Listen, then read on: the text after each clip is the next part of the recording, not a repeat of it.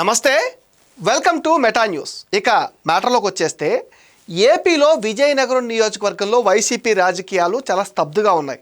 ఓటమితో YCP నేతలు speed తగ్గించారు అంటున్నారు.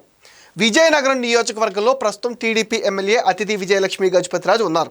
ఆమె మాజీ కేంద్ర మంత్రి, ప్రస్తుత గోవా గవర్నర్గా ఉన్న పూసపాటి అశోక్ గజపతిరాజు కూతురు.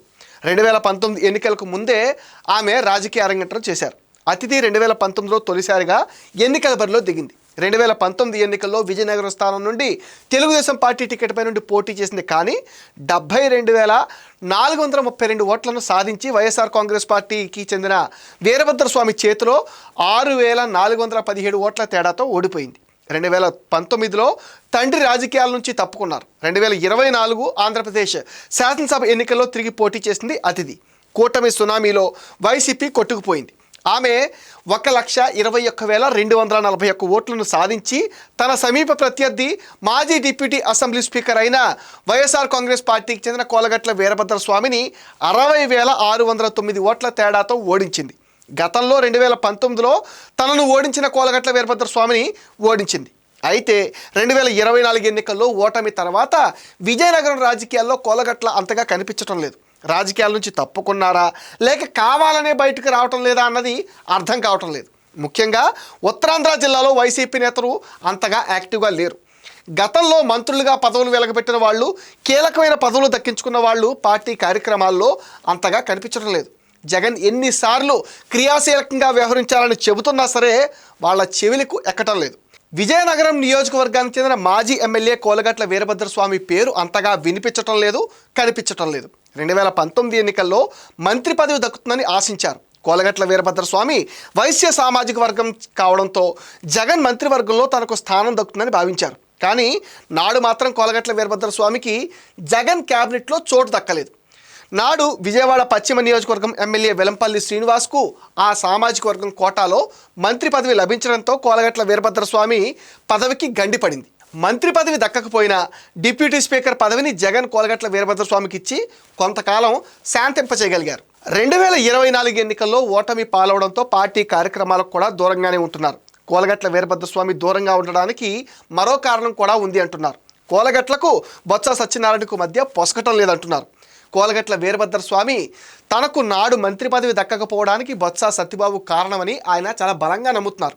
ఇప్పుడు కూడా జిల్లాలో ఆయనను ఎమ్మెల్సీని చేసి శాసనమండలిలో లీడర్ ఆఫ్ అపోజిషన్గా చేయడాన్ని కోలగట్ల వీరభద్రస్వామి అస్సలు జీర్ణించుకోవటం లేదని, అందుకే పార్టీ కార్యక్రమాలకు అంటి ముట్టనట్టుగా వ్యవహరిస్తున్నారు అంటున్నారు. 2029 ఎన్నికల్లోనూ పోటీ చేసేందుకు ఆసక్తి చూపటం లేదని, అందుకే పార్టీ కార్యక్రమాలకు దూరంగా ఉంటున్నారని కూడా చెప్తున్నారు. కూటమి ప్రభుత్వంపై ఏడాది కాలంలోనే తీవ్ర వ్యతిరేకత ఏర్పడిందని మాజీ ముఖ్యమంత్రి వైఎస్ జగన్మోహన్ రెడ్డి తరచుగా అంటున్నారు. చంద్రబాబు సర్కార్పై ప్రజా వ్యతిరేకతే వైసీపీకి అధికారాన్ని తెచ్చిపెడుతుందని వైఎస్ జగన్ చాలా బలంగా నమ్ముతున్నారు. అయితే జిల్లాలో తాజా పరిస్థితులను మాత్రం జగన్ అంచనా వేయలేకపోతున్నారని అంటున్నారు. ఓడిపోయిన తర్వాత వైసీపీ నేతల్లో అంతగా మార్పు రావడం లేదు. కూటమి ప్రభుత్వంపై వ్యతిరేకత ఉందని చెబుతున్నా వైసీపీకి రాజకీయంగా అది సానుకూలకంగా మారేది లేదు అన్నది మాత్రం అక్షర సత్యం. విజయనగరం సహా వైసీపీ జీరోగా మారిన జిల్లాల్లో పూర్వవైభవం రావాలన్నా, వైసీపీ మళ్ళీ అధికారంలోకి రావాలంటే ఒక యజ్ఞమే చేయాల్సి ఉంటుంది. వైసీపీ రాజకీయ పంద చూస్తూ ఉంటే కనీస శ్రమ కూడా చేస్తున్నట్టుగా కనిపించడం లేదు. అండ్ కూటమిలోని 3 పార్టీలు కలిసికట్టుగా ముందుకు సాగుతుండడంతో అక్కడక్కడ ఏర్పడిన స్తబ్దత తగ్గిపోతుంది. ఒక్క వైసీపీలోని నేతల మధ్యనే సమన్వయం ఉండటం లేదు. అలాంటిది 3 పార్టీలోని కార్యకర్తలు, నాయకుల మధ్య చిన్న అభిప్రాయ భేదాలు రావడం సహజం. 5 ఏళ్ల పాటు జిల్లాలోని వైసీపీ నేతలు సాగించిన దౌర్జన్య కాండను ప్రజలు మర్చిపోలేకపోతున్నారు.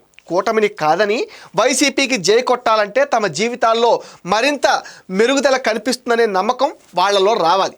ఇప్పటి వరకు వైసీపీ శ్రేణుల్లో అలాంటి నమ్మకం రాలేదు.